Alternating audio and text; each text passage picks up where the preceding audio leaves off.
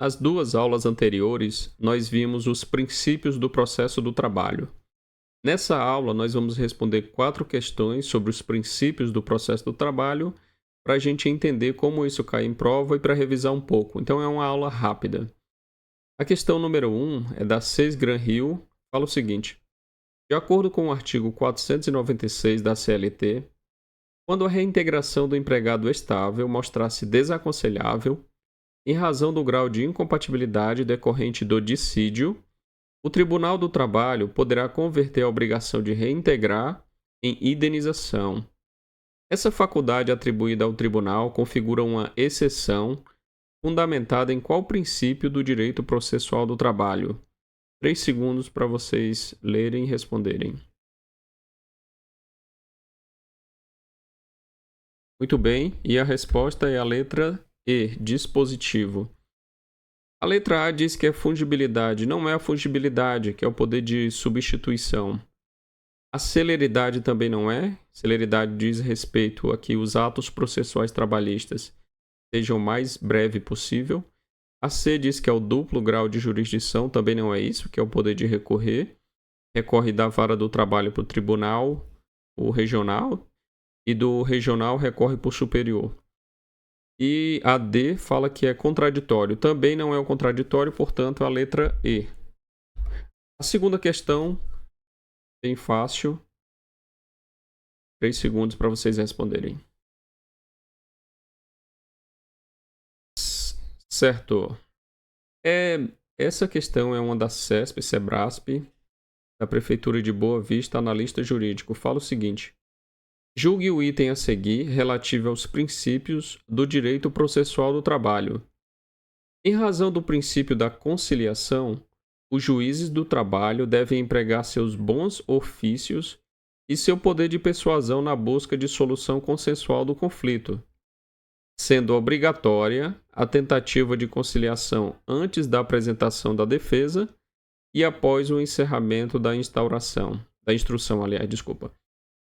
A gente vai estudar ainda a audiência, nós vamos ver todas as partes da audiência e a gente vai ver que é obrigatório ao juiz, em 2 momentos, ele fazer a tentativa de conciliação. Ele vai perguntar, simplesmente ele vai perguntar, tem acordo? E as partes vão dizer se sim ou se não. Ainda que ele pergunte no início, antes da apresentação da defesa, é também obrigatório que ele pergunte ao final, antes da instrução. Portanto, essa alternativa certa, essa questão está certa. A terceira questão, 3 segundos.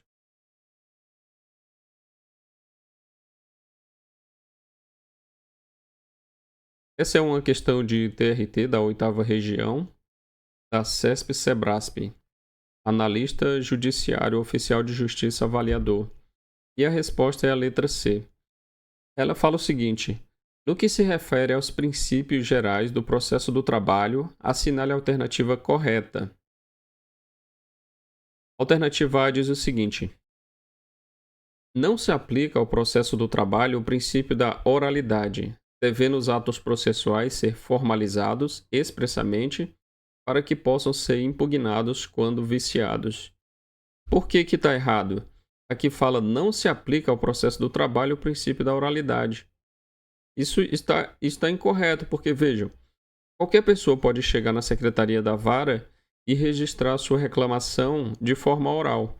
Claro que depois tem que retornar e reduzir a termo, isso é um assunto que nós vamos estudar ainda, mas se aplica sim o princípio da oralidade. Também, no momento lá da audiência, é possível razões finais orais, entre outras coisas. Então, o princípio da oralidade está presente sim no processo do trabalho. A letra B fala o seguinte: o princípio da proteção, embora típico do direito material do trabalho, também se aplica ao processo do trabalho, certo? Autorizando o juiz a conferir privilégios processuais ao trabalhador e a adotar tratamento não isonômico entre as partes. Por que está errado? Ele fala adotar tratamento não isonômico entre as partes.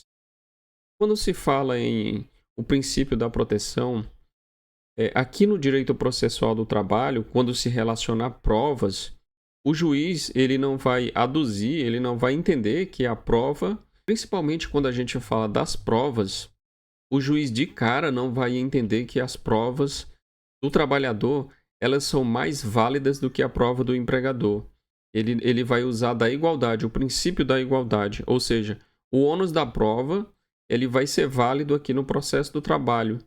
Por isso que essa alternativa está errada. E a C fala o seguinte: a inclusão na liquidação de sentença de juros de mora e correção monetária, ainda que a petição inicial e a condenação tenham sido omissas quanto a tais verbas, exemplifica o princípio da extrapetição aplicado ao processo do trabalho. A gente viu lá quando a gente fez as aulas de princípio do trabalho, a gente viu que é possível sim, mesmo que a pessoa que fez a petição inicial não peça juros de mora e correção monetária, de ofício o juiz vai aplicar. Porque isso decorre até é até lógico, né? Não tem como a pessoa saber em qual momento o processo vai acabar. Então não tem de antemão, na petição inicial, ele já pediu, eu quero juros de tanto. Não tem como fazer isso. Então, mesmo que ele não peça, o juiz ele vai aplicar sim. Alternativa D fala o seguinte: a busca da verdade real, oriunda do direito material do trabalho, não se aplica ao processo, sendo relevante apenas a prova documental constante dos autos. Ora, a gente sabe que se aplica sim. A busca da verdade real, a primazia da realidade, é um princípio do processo do trabalho, que diz que o que está no fato, o que é a realidade, o que acontece no dia a dia, vale mais do que o que está escrito nos documentos. Então se aplica sim, por isso está errado. Alternativa E fala o seguinte: o princípio dispositivo, segundo o qual o juiz depende de provocação da parte para prestar tutela jurisdicional, não se aplica ao processo do trabalho, que admite instauração de ofício em favor do trabalhador. A gente viu até na questão anterior, né, nas questões anteriores, que o princípio dispositivo ele se aplica sim, tem uma exceção, mas ele se aplica sim. Por isso está errada a alternativa E. Vamos para a quarta questão. 3 segundos. Então essa é uma questão do CESP-CEBRASP 2013 para analista de advocacia. Fala o seguinte: julgue o item a seguir. O princípio da imparcialidade do juiz não se aplica ao processo do trabalho, uma vez que o princípio da proteção ao trabalhador, voltado à tutela do empregado hipossuficiente na relação de emprego, afastaria a exigência de imparcialidade do magistrado. Ora, de cara a gente vê que isso daqui está errado, porque o princípio da imparcialidade, o juiz ele tem que ser imparcial. Independente de ser num processo do trabalho ou ser num processo civil, o juiz ele precisa ser imparcial. Então, mesmo que o direito do trabalho, o processo do trabalho tenha um cunho mais protetor para o empregado, não afasta a imparcialidade. Por isso essa alternativa ela está incorreta. Muito bem, muito obrigado por ter assistido aqui. Até a próxima aula. Tchau, tchau. Abraços.